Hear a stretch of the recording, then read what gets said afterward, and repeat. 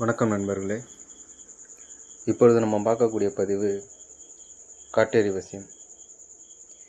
தேவி காட்டேரியை நம்ம எப்படி மயானத்துக்கு சென்று ஆவாகனம் செய்து நம்ம எப்படி கொண்டு வரதுன்றதை இந்த பதிவில் நம்ம தெளிவாக பார்க்கலாம்.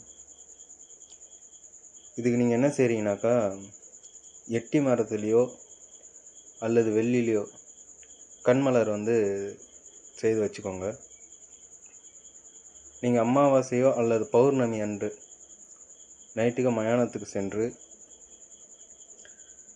ஒரு அரை அடிக்கு மயானத்தோடைய எரிமேடையில் பள்ளம் பறிச்சிடுங்க.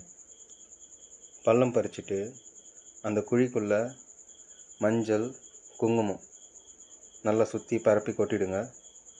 அதுக்கு மேலே அந்த கண்மலரை வச்சிடுங்க.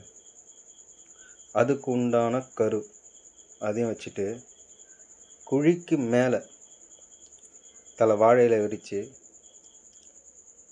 அவல், நெல் பொரி, கடலை, வெத்தலைப்பாக்கு, பூப்பழம், தேங்காய் மற்றும் சகலவிதமான மாமிச படையல் இதெல்லாம் வச்சிடுங்க.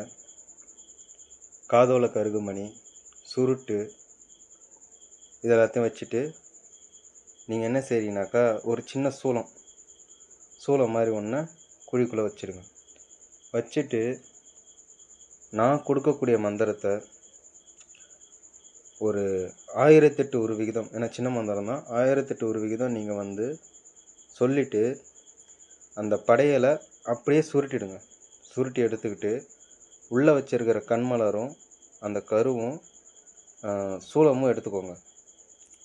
எடுத்துக்கிட்டு நீங்கள் வீட்டுக்கு வர வரைக்கும் மந்திரத்தை சொல்லி சொல்லி சொல்லி சொல்லி ஒரு நெல் பொரியாக போட்டுக்கிட்டு வீட்டுக்கு வந்துடுங்க. வீட்டுக்கு வந்துட்டு வீட்டில் அதே போல் படையலை வச்சுடுங்க. கொண்டு வந்த படையலை வச்சுட்டு நீங்கள் வீட்டில் உட்காந்து பூஜை செய்யுங்க.